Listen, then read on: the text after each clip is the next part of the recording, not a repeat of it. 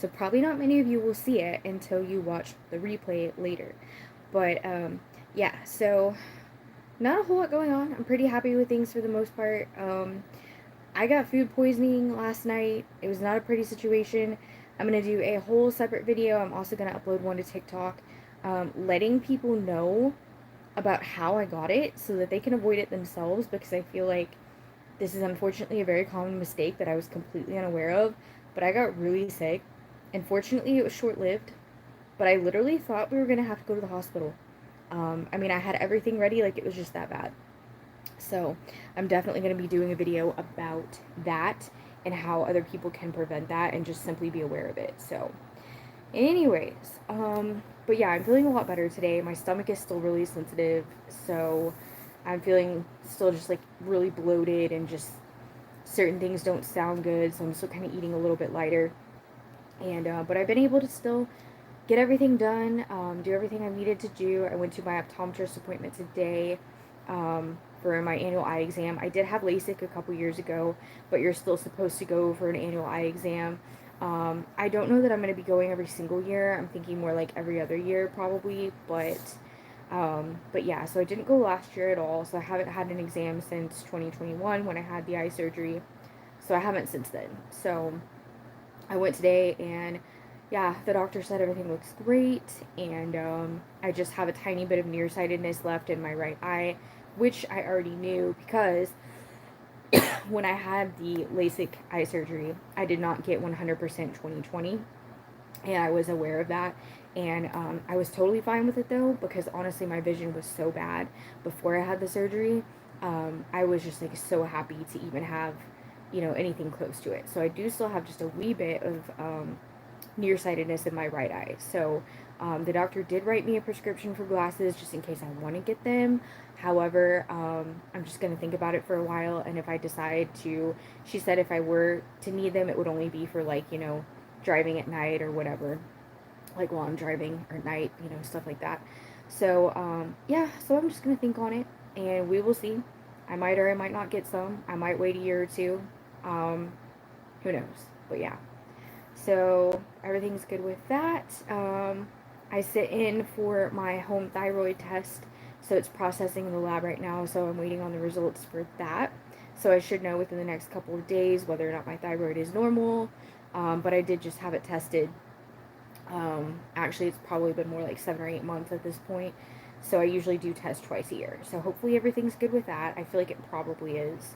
Um, but yeah, still depression, anxiety. I deal with that intermittently, pretty much all the time. Sometimes they're just worse than others. It's just something I've learned to live with over the years. And yeah, so my hair is fried. Yeah, I know that's the title of my video, but I've been having so much trouble with it. I know a lot of you have probably noticed, and I want to thank you guys for not commenting on it, because surprisingly, I have not received one single message or comment about my hair, and I really appreciate that. So I feel like I'm still pretty, I still look good, but I've struggled so much. It's been like this for the past few months at least, probably longer than that. Um, and I think it primarily came from mostly heat styling.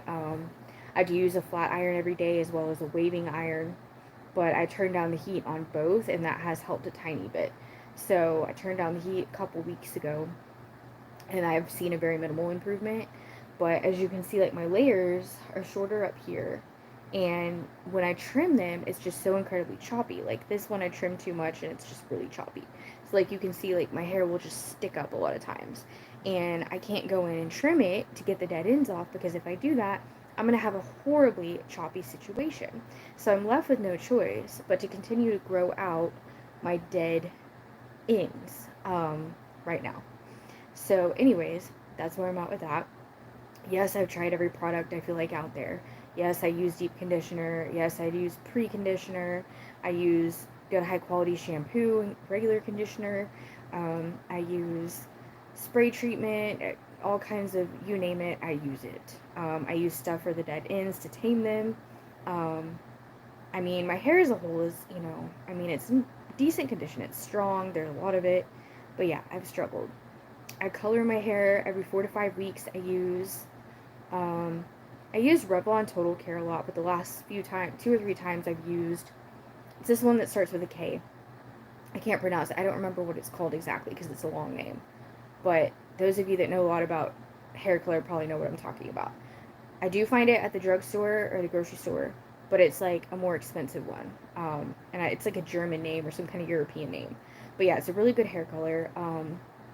It it's better for your hair. It has less chemicals. But yeah.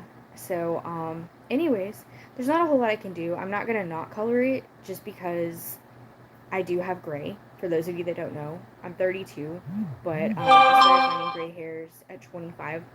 I was actually 22 when I found my first one. It is a genetic thing, and so I have a very young looking face. But if I were to not color my hair at all, like all of this up here would be gray, like almost all of it. And then I've started to get new patches, little patches here and there, like underneath here.